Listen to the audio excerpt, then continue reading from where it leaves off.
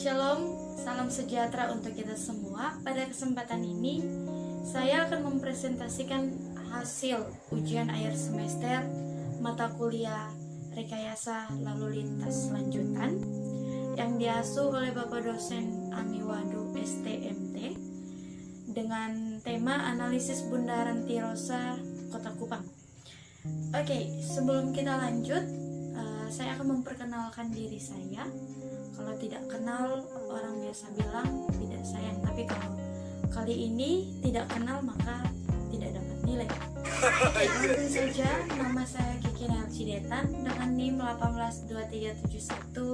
1823715560, program studi perancangan jalan dan jembatan, jurusan Teknik Sipil semester 6 kelas A dari Perguruan Tinggi Politeknik Negeri Kupang. Kita langsung pada pembahasan materi, yaitu jalinan majemuk bundaran. Dan pada kesempatan ini ada 4 subtema yang akan dibahas bersama. Yang pertama ada geometrik bundaran, yang kedua ada derajat kejenuhan dari jalinan, yang ketiga ada tundaan bundaran rata-rata, dan yang keempat ada peluang antrean bundaran. Sebelum masuk pada perhitungan, saya akan menjelaskan sedikit tentang jalinan bundaran ini. Bagian jalinan ini dibagi menjadi 2 tipe utama, yaitu jalinan tunggal dan bagian jalinan bundaran. Dan pada kesempatan kali ini kami akan membahas, atau saya akan membahas tentang bagian jalinan bundaran. Jadi sebelum memulai semua perhitungan, mungkin teman-teman bisa menyiapkan pedoman dalam perhitungan kali ini, yaitu MKJI 1997. Langsung saja pada lokasi dan waktu pengukurannya. Pada analisis bundaran kali ini, lokasi yang diambil yaitu Bundaran Tirosa, Jalan Bundaran PU nomor 1 TDM Kecamatan Oibobo, Kota Kupang, Nusa Tenggara Timur. Dan untuk waktu pengukurannya dilakukan pada tanggal 3 Maret 2021 pukul 08.00 WITA sampai dengan 08.20 WITA. Ya, baik. Di sini akan disajikan geometrik bundaran. Teman-teman bisa lihat langsung ada pada slide-nya. Dari geometrik bundaran ini didapatkan setiap ukuran-ukuran lebar jalinan, panjang jalinan, atau lebar jalur lalu lintas dari setiap pendekat. Yang disingkat juga ada W1, W2, LW dengan WW. Nah, dari data hasil survei diambil setiap ukurannya, dan tidak lupa juga untuk setiap arus lalu lintas itu dicatat, baik itu kendaraan ringan, kendaraan berat, maupun sepeda motor. Yang harus dicatat juga yaitu kendaraan yang belok ke kiri, kendaraan yang belok ke kanan, ataupun kendaraan yang lurus, dan kendaraan yang putar arah U. Di sini juga saya sajikan beberapa gambar geometrik bundaran. Teman-teman bisa langsung lihat pada slide yang ada di atas ini. Dan ini juga saya sajikan data geometrik yang diambil dari hasil survei. Jadi yang tadi saya sebutkan ada W1, W2, WW, dan LW. Datanya sudah ada dalam data geometrik ini dan ukuran-ukurannya, jadi teman-teman bisa langsung lihat. Dan kita akan masuk pada arus lalu lintas. Ya, baik teman-teman, pada perhitungan arus lalu lintas ini semua data awal yang sudah diambil seperti kendaraan ringan, kendaraan berat, maupun sepeda motor dimasukkan ke dalam tabel arus lalu lintas. Dan karena data yang diambil ini cuma 20 menit, oleh karena itu data ini akan dikalikan dengan 3 sehingga dijadikan 1 jam, karena satuannya itu kendaraan per jam. Baik, contoh dari pendekat A itu ada data ST, RT, kendaraan yang belok ke kiri, kendaraan yang lurus, kendaraan yang belok ke kanan, semua dimasukkan. Setelah itu dikalikan dengan EMP setiap jenis kendaraan. Untuk kendaraan ringan, EMP-nya itu 1, kendaraan berat EMP-nya itu 1,3, dan sepeda motor EMP-nya itu 0,5. Kenapa dikalikan dengan EMP? Karena kendaraan yang data yang sudah kita ambil itu satuannya masih kendaraan per jam, oleh karena itu kita harus ubah menjadi SMP per jam atau satuan mobil per jam. Setelah dikalikan semua, maka kita akan mentotalkan semua jenis kendaraan yang tadi diubah menjadi kendaraan bermotor. Jadi dari setiap kendaraan ringan, kendaraan berat, dan sepeda motor kita totalkan dan akan mendapatkan kendaraan bermotor. Yang pertama di sini saya akan contohkan untuk jalinan AB. Di situ ada arus menjalin. Arus menjalin itu ialah perpotongan antara arus lalu lintas yang saling bertemu, sedangkan arus total itu adalah titik jalinan pertemuan antara 3 pemisahan arah, atau bisa dikatakan setiap arus lalu lintas itu bertemu untuk berpisah.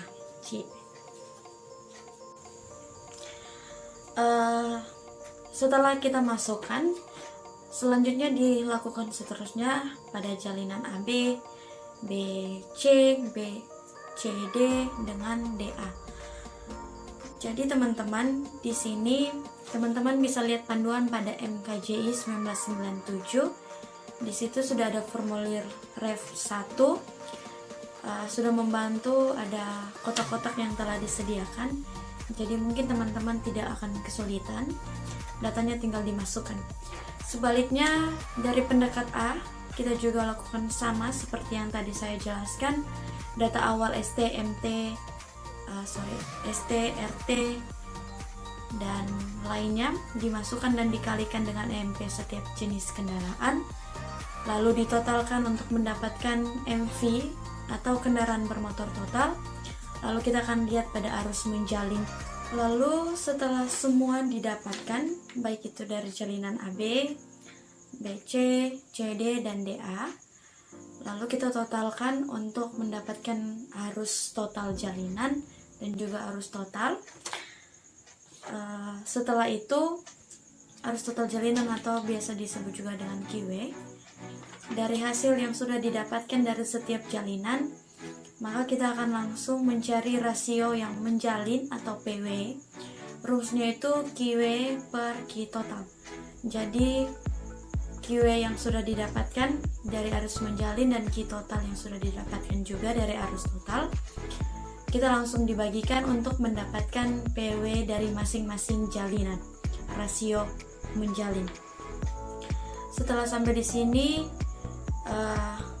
selesai untuk perhitungan arus lalu lintasnya. Teman-teman, yang berikut ini saya sajikan ada dena arus lalu lintas. Teman-teman bisa lihat, dena arus lalu lintas ini didapatkan dari hasil perhitungan sebelumnya, yaitu perhitungan arus lalu lintas. Dena arus lalu lintas sendiri merupakan jumlah arus lalu lintas yang bergerak dari setiap pendekat, baik itu pendekat A, B, C, dan D. Sedikit saya jelaskan. Untuk pendekat A ini berada pada jalan TDM, lalu pendekat B itu jalan Franseda, yang berikut pendekat C itu jalan Pulau Indah, dan pendekat D itu jalan Piet Atalo. Dan teman-teman bisa lihat sendiri, dari dena ini jumlah arus lalu lintas yang paling banyak itu berada pada pendekat D. Baik, selanjutnya ada parameter geometri bagian jalinan. Di sini ada WX atau W1 dan W2. X ini menyatakan nama bagian pendekat. Data ini didapatkan dari hasil survei yang sudah saya paparkan di awal, yaitu pada data geometrik. Dimasukkan pada tabel parameter geometri, lalu lanjut ada lebar masuk rata-rata atau WE. Jadi teman-teman tinggal lihat pada MKJI 1997. Lanjut ada juga lebar jalinan atau WW dan juga panjang jalinan atau LW.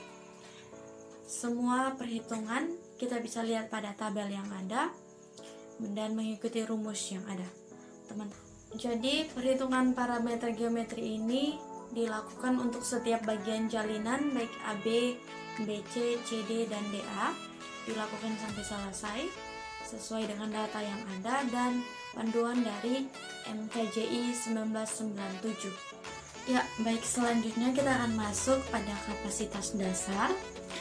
Dalam hitungan kapasitas dasar ini kita membutuhkan variabel masukan yang sudah kita hitung pada perhitungan sebelumnya, yaitu ada lebar jalinan atau WW, lalu ada rasio lebar masuk atau lebar jalinan yaitu WE per WW yang sudah ada pada perhitungan sebelumnya, lalu ada rasio menjalin atau PW, dan rasio lebar panjang jalinan atau WE per LW. Itu semua sudah kita dapatkan pada perhitungan sebelumnya. Dan untuk kapasitas dasar ini kita tinggal mengalihkan semua faktor-faktor variabel yang tadi yang saya sudah sebutkan untuk mendapatkan kapasitas dasar. Jadi teman-teman bisa lihat ada pada tabel ini perhitungan ini. Dan kembali lagi sebelumnya yang saya katakan bahwa panduan MKJI 1997 ini dapat membantu teman-teman. Jadi dari faktor WW yang tadi kita bisa lihat pada gambar B2.1, lalu untuk faktor WE per WW itu kita bisa lihat pada gambar B2.2, lalu faktor PW itu pada gambar B2.3, lalu faktor WW per LW atau di tabel itu ada faktor WA, itu bisa lihat pada gambar B2.4. Jadi dikalikan, ada rumus di situ, teman-teman bisa langsung lihat dan masukkan pada tabel, dan untuk mendapatkan kapasitas dasar tinggal dikalikan. Selanjutnya ada faktor penyesuaian. Di sini ada dua tabel yang harus kita isi, yaitu ukuran kota dan juga lingkungan jalan. Jadi untuk ukuran kota sendiri itu untuk kota Kupang kita lihat dari jumlah penduduk sekitar 0,44 juta, dan di situ masuk dalam ukuran kotanya kecil dengan koefisiennya atau FCS-nya itu 0,88. Langsung kita masukkan pada tabel. Yang berikut itu ada lingkungan jalan. Untuk tipe lingkungan jalan sendiri masuk dalam komersial, dan untuk kelas hambatan sampingnya kita bisa tentukan dari hasil survei, itu masuk dalam rendah, S-nya didapatkan 0,95. Setelah itu kita langsung masukkan pada tabel. Lalu untuk kapasitasnya tinggal kita kalikan dari kapasitas dasar CO dikalikan dengan FCS atau faktor ukuran kota, lalu dikalikan dengan FRS yaitu tipe lingkungan dan kelas hambatan samping untuk mendapatkan kapasitas. Dilakukan selanjutnya untuk setiap pendekat yang ada. Jadi dilakukan untuk setiap bagian jalinan yang ada. Seterusnya untuk mendapatkan kapasitas dari setiap jalinan. Ya, yang paling akhir dari perhitungan kita adalah perilaku lalu lintas. Perilaku lalu lintas ini berkaitan erat dengan derajat kejenuhan. Jadi seperti yang dilihat pada tabel di atas, derajat kejenuhan itu diambil dari arus total lalu lintas yang sudah kita hitung pada arus lalu lintas di awal, lalu dibagi dengan kapasitas yang sudah didapatkan juga pada perhitungan sebelumnya, yaitu kapasitas dimasukkan pada tabel derajat kejenuhan atau DS. Lalu ada tundaan lalu lintas atau DT. Bagian jalinan adalah tundaan rata-rata, lalu lintas perkendaraan yang masuk ke bagian jalinan. Dan untuk rumusnya kita bisa lihat pada gambar C2.1.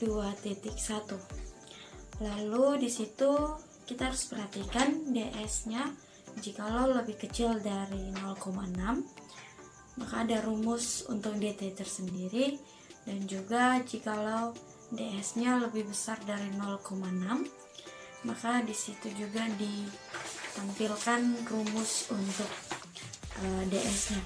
Setelah itu DT. Setelah didapatkan, kita lanjut pada yang kelima, DS dari jalinan DSR. Ini langsung saja kita lihat pada DS yang paling besar, maka kita langsung klik untuk mendapatkan hasilnya. Setelah itu ada tundaan lalu lintas bundaran rata-rata atau DTR.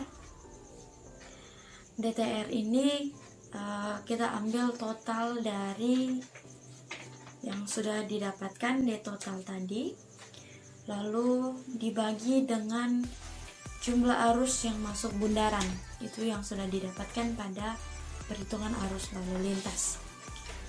Setelah didapatkan ada tundaan bundaran atau DR. Nah, DR ini merupakan tundaan lalu lintas per kendaraan yang masuk bundaran. Untuk rumusnya, DR ini tinggal diambil dari hasil DTR tadi yang sudah didapatkan, lalu ditambah dengan 4. Setelah itu sudah didapatkan hasilnya, di sini dapatkan 12,63 dan masih masuk. Hambatan sampingnya itu tidak terlalu terganggu, masih baik. Lalu kita lihat pada peluang antrian bundaran atau KPR persen itu kita bisa lihat pada tabel atau gambar C3.1. Di situ sudah ada rumusnya, dan kita lihat dari tabel yang sudah saya sajikan dari hasil perhitungan itu ada pada 21 sampai 47 yang paling tinggi. Ya, baik, demikian langkah-langkah perhitungan bagian jalinan bundaran. Oleh karena itu berakhir juga presentasi saya kali ini. Sebelumnya saya mengucapkan terima kasih untuk semua yang berpartisipasi yang telah menonton video ini. Kiranya dapat bermanfaat bagi kita semua. Dari presentasi saya juga ini masih banyak kekurangan. Oleh karena itu saya butuh saran dan juga kritik dari teman-teman semua, dan semoga bisa bermanfaat. Dan jangan lupa, dari semua presentasi perhitungan ini yang menjadi panduan adalah MKJI 1997. Saya ingatkan kembali sehingga lebih mudah dan bisa dipahami dengan baik. Sebelum saya menutup video ini, saya juga mengucapkan terima kasih untuk Bapak dosen Ami Wadu STMT selaku dosen pengajar mata kuliah rekayasa lalu lintas lanjutan semester 6 untuk prodi perancangan jalan dan jembatan. Oke, sekian dan terima kasih. Shalom.